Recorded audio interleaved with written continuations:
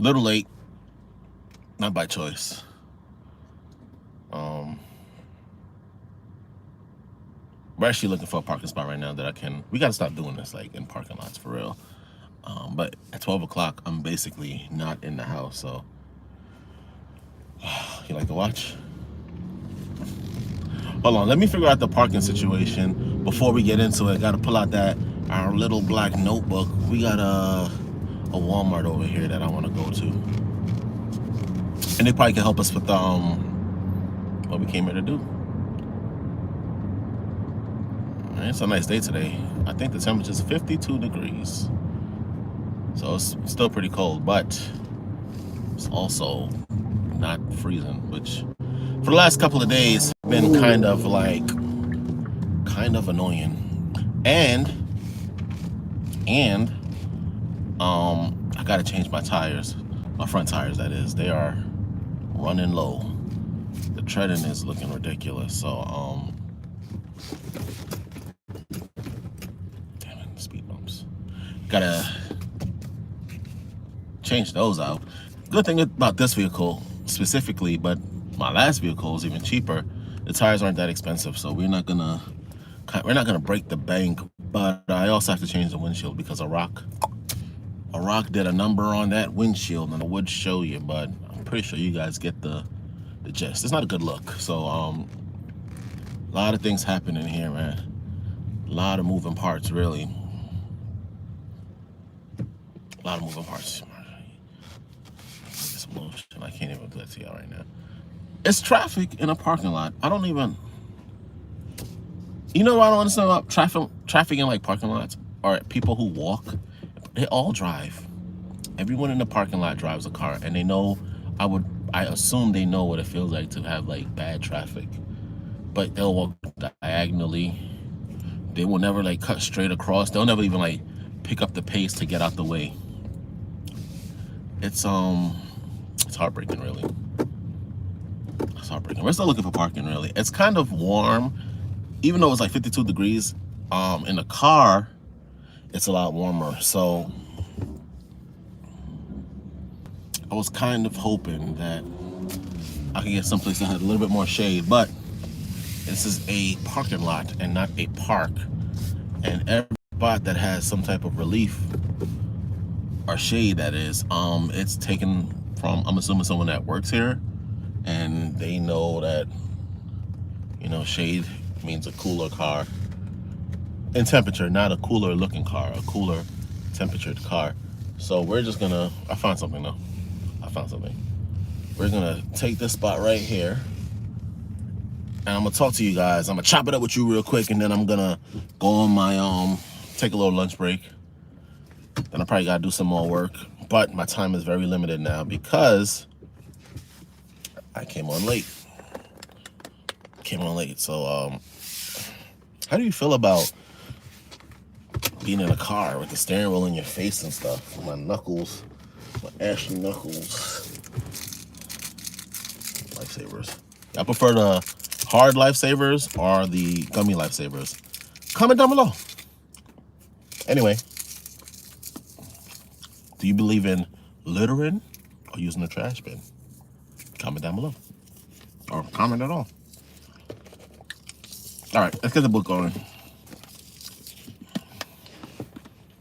Now, it's 12 o'clock, and I know that some of you guys are really busy. We might not be able to get to everything, but I just want to thank you guys. Let me stop being rude.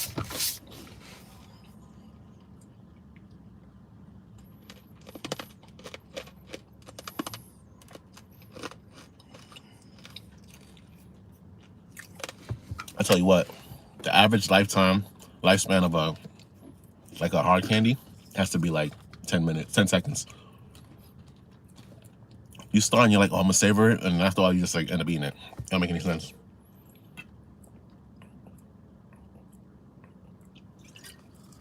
All right.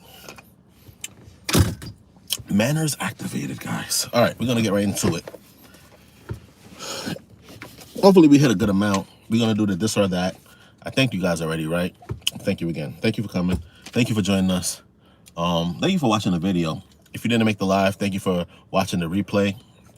Thank you for liking. Thank you for subscribing. Thank you for supporting the channel. I can't thank you enough. Thank you for being you. Thank you for being alive. You guys are amazing, and I appreciate it. I really do. You could be doing anything else right now, but you are here with me. With that said, first question, because it's a question. Do you buy used stuff?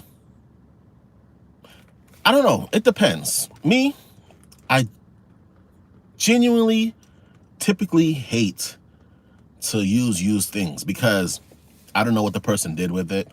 At most, the most comfortable thing I could buy used is a car, but has to have low mileage. Talking like, I would prefer under 10,000 if I have to, under 50. If I'm not gonna be in a car too much, it could have under like 70.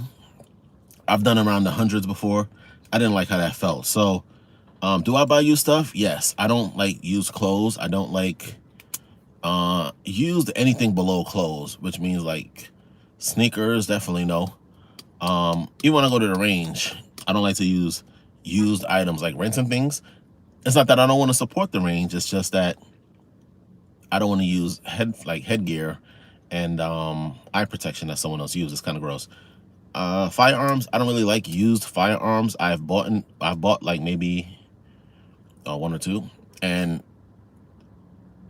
you know, one was a bad experience. The second one, not so much. No, I think I only bought one used item. I didn't like it. It was like damaged, and I just felt like if I bought it brand new, I would have had a warranty or something like that. That's a question coming up, by the way. And you know, it was just a bad experience. I don't really like to. It depends. Oh, here's a question I wanted to ask you guys last week. So we're gonna scratch it off. We're done here. You can comment down below how you feel about it, but we're just gonna mark that off and say that we accomplished something with that one. Last week I was gonna ask you, is nail biting cannibalism? Like, can you say, I've never tasted human flesh if you eat your nails or you bite the skin? I don't know if you would like swallow that, but I don't know, but is that counting as cannibalism? That's just a question I want to put out there. I don't know the answer. Here, I typically like to have a resolution, so no, I'm gonna go to no. But you guys can comment down below and let me know how you feel about that. All right, next question. Are you a DIY kind of guy / gal? And like, at what level do you consider yourself? Are you like everything needs to be DIY'd or non-essential things? So that could be like carpentry, mechanics, building a car if you got the resources. You name it, really. DIY could genuinely be anything. I know people that's made a ton of stuff with a low budget. So, like, what is your level of DIY-ness? You can comment that down below, because, you know, it's kind of weird. Never think about it. Like, in a worst case scenario, do you need the system or can you function without it? Me, I'm like mid-level, really. But I could do better. I'm just a little bit lazy, so I'm mid-level with it because I'm just lazy and it kind of works against me.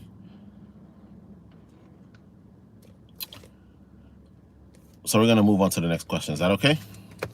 Yeah, it's okay. I didn't tell you, that's a Citizen watch, by the way. You like it? This alone deserves a like for the video, guys. This is like it's the wrong time for sure, because I haven't said it. It died, and I was having it charged in the sun, like as I'm driving the car, and we're pretty good. We're pretty good. Anyway, so now we're gonna move on to the next question. Why do stores open later on Sunday? My theory is this. It used to be because people would like go to church or whatever, and then when they're done with church, they'll go to work, and then when they're done with work, they'd go to church. Now, I don't know what relevance that has nowadays, because nowadays people have any given day could be a day off. You know, sometimes people have them consecutively, sometimes they have them separated. So Sunday to me has literally become a regular day, which means opening stores at like 10 o'clock, 11 o'clock doesn't make any sense because people, I don't know, the mentality is that Sunday is supposed to be a chill day, but a lot of people go to work on Sundays. So, I don't know what business needs to hear this, but you need to change them hours because it's really inconvenient. Sometimes when you're out early and you just need to do something like get lunch or get some breakfast, stores aren't open. And I just mean, I don't think that, I mean, you can do whatever you want, it's your business, but like economically, it just doesn't make any sense because there's no reason behind it, especially businesses that aren't affiliated with any type of religious belief. It's just, just open a store. Like find people who have different, that require different days off, and then just have them come in on that day. I mean, you think that could work? You think it? Comment that below. You think I make a valid point? My theory is opinionated, really. So, I don't really expect nothing of it, but it's just a question I tend to ask myself whenever I'm out early and I realize that, you really can't get anything to eat unless it's like an IHOP or a Cracker Barrel or one of these weird restaurants. There's no affiliation. They're not paying me for this, but I'm just saying, like, these are the stores that I typically see open if you're hungry, and are Walmarts, supermarkets, but any of the smaller shops, they're always closed. It's ridiculous. And very inconvenient. If it ain't church, what do you think the reason is? You already know what to do with that. Drop some thoughts down below. Okay, next question, because time is moving kind of slow. I think we're at a good pace. I don't know who needs to hear this, but you don't know everything. Now, that's a lesson I had to learn myself. Sometimes it's okay it's good to listen, and it hurts, man. Like getting criticism can be quite difficult, and then acting on the criticism can even be more difficult. But life is a learning experience. You're not born with the innate knowledge and how to function, in this space. So it's important that, you remind yourself every once in a while that you don't know everything, because, you could take that mindset and go pretty far. And I don't mean like successfully. I mean, you can go off the deep end with that kind of mentality when you assume that you know everything and you have all the answers, and you can probably get yourself in some real big trouble. So it's important that you understand you don't know everything, and you take your time to learn, and you listen to what other people have to say. Take their criticism into consideration, because at the end of the day, you want to be a better person, and you don't want old mindset or old practices to kind of limit you where you can be, etc., etc. We can all do better, and I'm hoping that when the person who hears this, they can act on that and just like, you don't know everything, you could do better. Life isn't a race. All of that is stuff that I think someone needs to hear. If you come across this message, know that it's not a bad thing to do, like self-reflecting either. We all just trying to live the best life we can possibly live. And with that said, we're going to move on to the next subject. Don't put yourself in a bubble. Now, I like that one because I wasn't, in the past years, I find that as I reflect on my environment, my ecosystem, that I was in a bubble. When I was living in New York, I was in a bubble. I cannot lie. But as I have traveled, specifically on the East Coast, a little bit to the Midwest, or Mid-East or Central, however you want to look at it, I realized that there's a big world out there, and that's only in America. We're not even talking about like the rest of the world. So it's something that I think that we can do cognitively, making a attempt to understand our limits and not limit ourselves to our geographic location. Okay, so when I say that, every bubble is bound to burst. Even if you're in a bubble, like let's say the United States versus a city, or even a borough, or even a little community, at least the bubble can take a little bit more pressure, because if the bigger the bubble, in my mind, in this context, the harder it'll be to bust. So if you're in a small bubble, it's easy for that to be, for your reality to be changed like overnight. But if you're in like a bigger bubble, I'm assuming the theory is that it won't be as difficult. It'll be more difficult to bust because the reality is just so socially accepted amongst more people versus a smaller community, etc., etc. What do you think about that? Comment down below. My theory is don't put yourself in a bubble. Like, it will limit you, and that brings us back to the last one. You don't know everything, and then your whole world could be crushed, and you kind of setting yourself up for failure. You should have relevant experiences that other people can use and that you can use in other situations. So there should be a level of flexibility in your thoughts so that it don't like kind of misshape you, like for reality. You know what I'm saying? So I don't know who needs to hear that, but yeah, don't put yourself in a bubble. You guys disagree or disagree? Comment down below. You should like the video just for that little tidbit, because that's some good knowledge right there. Next is a question. Should we be practicing, well, should we be practicing is wrong. Should we practice mental conditioning? Now, mental health can be affiliated with that, but mental conditioning is more like just knowing to put restraints on things that we kind of take advantage of, whether that be food or anything, but not like things you absolutely need to survive. But the theory is that by practicing that type of mental conditioning, in the event that something did go wrong, you're able to predict what you're going to do, and habits that you might have, you can kind of curb it for the circumstances, right?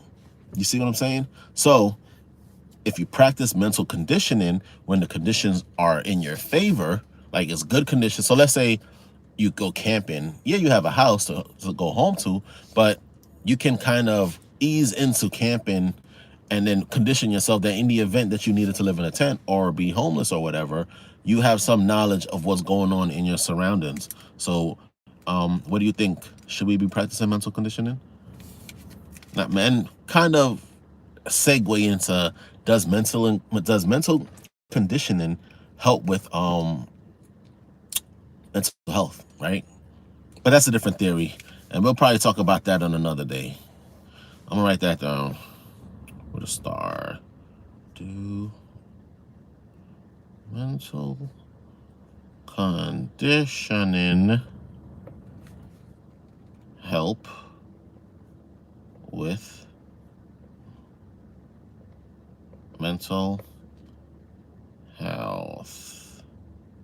Misspelled health, but I'm the only one reading this. Next question that I got for you guys, because this is a question. Should all firearms come with warranties? Used or brand new? Okay, specifically used, because I'm assuming most firearms come with a warranty if you buy them brand new. But should used firearms come with warranty? My yeah. My answer is yes. All firearms will come with warranty, because if something goes wrong, it's just too expensive for you to fix it. And if you just bought it and you didn't really get to enjoy the firearm, it's just a waste of money. That's the big issue right there, you know. And as far as the business is concerned, if I buy a firearm from you that's used and it doesn't work, that's kind of bad blood between me and you. You know what I'm saying? Like, I might not come back here and spend any money. So if the manufacturers themselves don't offer like any type of warranty on the weapon, I'm thinking that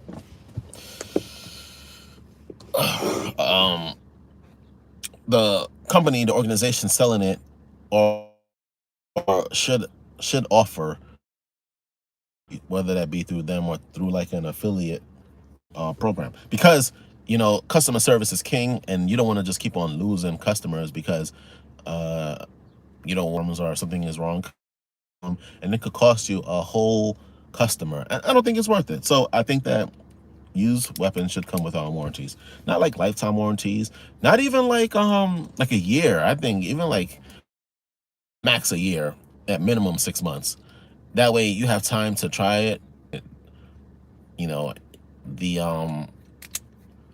gunsmith could definitely look and evaluate whether it can be covered for free, or if they might have to pay something to get the firearm repaired. So that's my theory. Firearms should come with warranties. What do you think? We're gonna cross that out and move on to the next subject, okay? Dang it. The science that I've heard says that not wearing a jacket doesn't equate to getting sick. However, it does says that not wearing a jacket doesn't equate to getting sick. However, it does equate to it might equate to a weaker immune system, especially if there is something inside of encourage like unhealthy habits, I guess, or sicknesses to kind of propagate. I don't know. I ain't a doctor. So definitely go speak to your local doctor. So yeah, I don't know who needs to hear this, but you need to wear a jacket. It probably will help you out, and in the long run, you'll be a better person for it. Not to mention, in current mindsets, how the world looks at sicknesses. You're not doing it for you're doing it for everyone around you. You're protecting yourself by and whatever, another day, another week, even month sometimes, until you've corrected it. All right, next question is, can you help being old? Now this is a weird one. My theory is no, but I do think that you can delay the effects of age. So whether that be diet, exercise, surgery, medication, however you look at it. So can you help being old? Physically, I will say yes. Mentally, no. As the world changes, you start to realize like you're just used to a certain type of thing.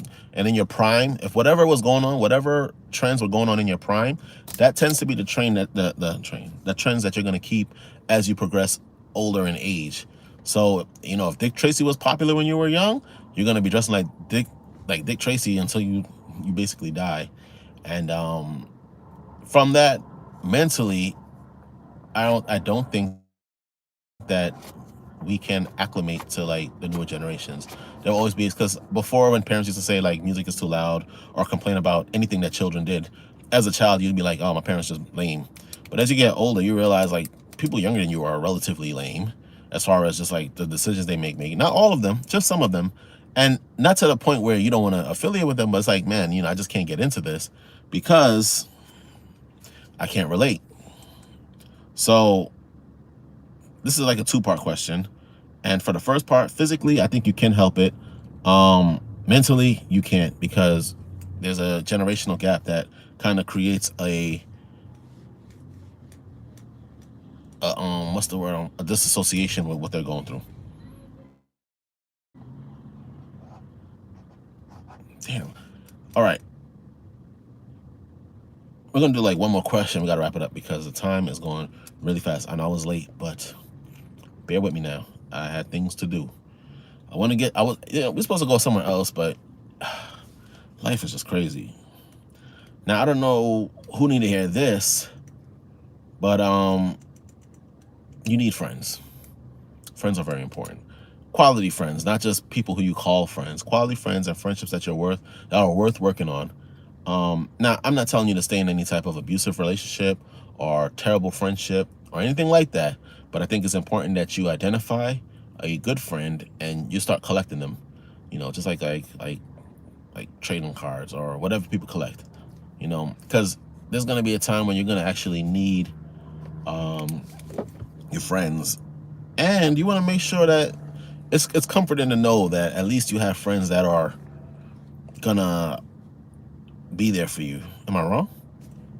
Am I right? Comment down below. I'm just thinking, my theory is a lot of crazy people in this world, you know, lack friendships, quality friendships. They have a lot of superficial friendships where something went wrong and they lost their mind, or they might have had issues, mental health issues, and then a friendship didn't work out the way that they thought it was going to work out. And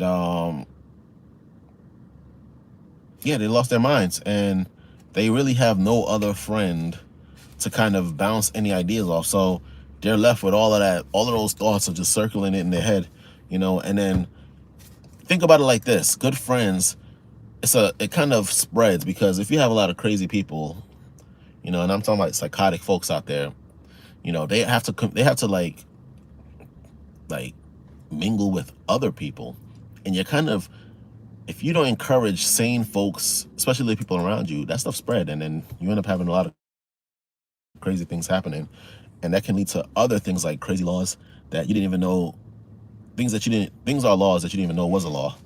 And my thing is like, we just want to try to avoid that, because it can suck sometimes, when freedom is taken away from you, things you took for granted are removed from you, and you didn't really even know, or you don't know the cause behind it.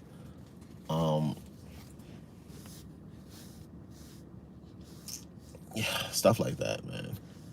Stuff like that. All right, so we're gonna go through episode of This or That, right? Last time I had spoke about Little Caesars and Pizza Hut. I ain't seen no answers on that. Office Max or Staples, Home Depot or Lowe's, Dick's or Sports Authority, Academy or Dunham Sports, Outback or Longhorn. That's all I have right now, man. There are other things that I want to talk about, but I'm actually gonna cut it short today. I got a bit of a headache too, and like just came on. So thank you for watching. I hope you enjoyed this live. Make sure to comment down below, subscribe, do everything you need to do to help build this channel. I appreciate it. I appreciate you just coming and joining, watching the live, right? Or the replay, however you do it. I appreciate it. Can't thank you enough. Until the next one.